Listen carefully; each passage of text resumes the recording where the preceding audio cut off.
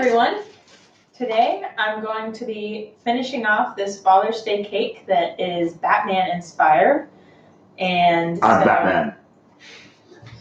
So this cake is a vanilla cake with chocolate and chocolate ganache on the inside and kind of a mishap on the drip. So it was supposed to be a black and yellow drip, but it's mostly just black and it's runny. And so it's kind of a subpar mirror glaze almost. But I did also make these white chocolate bats, and these were pretty easy to make. All I did was melted some white chocolate and put in a little bit of canola oil with the food coloring, because without the canola oil, the chocolate would seize with it. So that's what they look like. Kind of a difficult mold, but we didn't have any easy molds. So how'd you get them to be kind of hollow on the back like that? So I have the ice cube. It's an ice cube tray, and it is like silicone material. Silicone. And so I filled them all the way to the top, and then I flipped them over. Flipped the tray over And tapped it on a piece of wax paper. But I didn't tap it as much to make it where it was completely hollow. I kind of only tapped it a few times to make it so that they were partially hollow, so where it wasn't like you were biting into a hard piece of chocolate. But it wasn't so flimsy that I couldn't get it out of the mold. And some of the ones that got more hollow than others, I just retouched it up with a little bit of the extra. So anyway, I'm just using a plastic bag. Forgot scissors. Plastic bag and some leftover frosting. And this frosting is a hybrid butter and vegetable shortening frosting that I found on Rosie's Dessert Spot, and it's basically equal parts butter and shortening, and then powdered sugar, and I just put in some cocoa powder and a little bit of leftover ganache from a few weeks ago that I had been keeping in the freezer. So basically all I'm going to do with this is I'm going to make little dollops to stick the bats on top, and then I'll cut the cake open. And yeah. So now I'm just kind of getting the frosting. This is kind of acting as like a makeshift piping bag. And you can even use these with piping tips and not even need an actual piping bag and a coupler. Of course, if you're really into baking, I would recommend getting a just big pack of piping bags from Michael's. They're one of the best things to buy as a baker. I'm just going to a little bit out into my bowl. Can we bring the camera over so you can see it? No. Okay. So I'm just going to make, I have 8 bats, so I'm going to make 8 little dollops. And for 8 slices. Mm-hmm. So everyone gets a bat. Yes. So where are you going to put your next one? I'm just going to stick it down. Okay. And my next one is going to be on this side. So I go forward, back, and then turn it. Mm-hmm. Forward, back, mm-hmm. and then turn it forward, back, mm-hmm. forward, back, so that they're pretty even. So I'll just do it this way. Good idea. And so I'm just making a little dollop. Nope, finger lick. Yes. Can't be a cake made without Greta licking her fingers. And just sticking it down. And then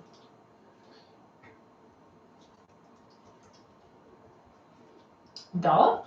And sticking a bat in. And it's okay if they go a little bit into the glaze, just as long as they're secure. You don't want the bats like falling off. And then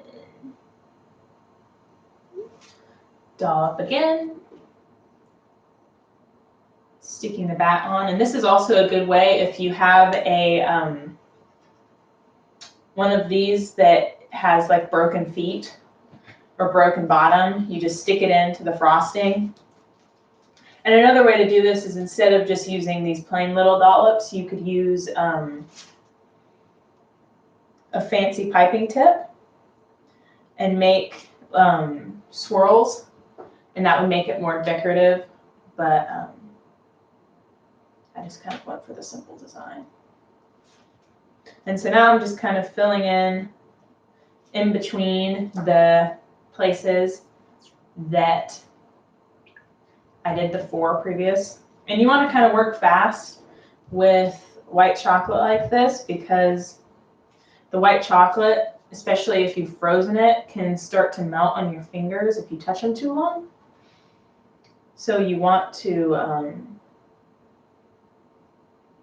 not move them very much in your fingers where your hands are warm. So this is the last one. So I'm just going to reposition this one here. Just kind of, the other thing about having the dollops is you can kind of move it around to make them more centered and more even. And there you have it.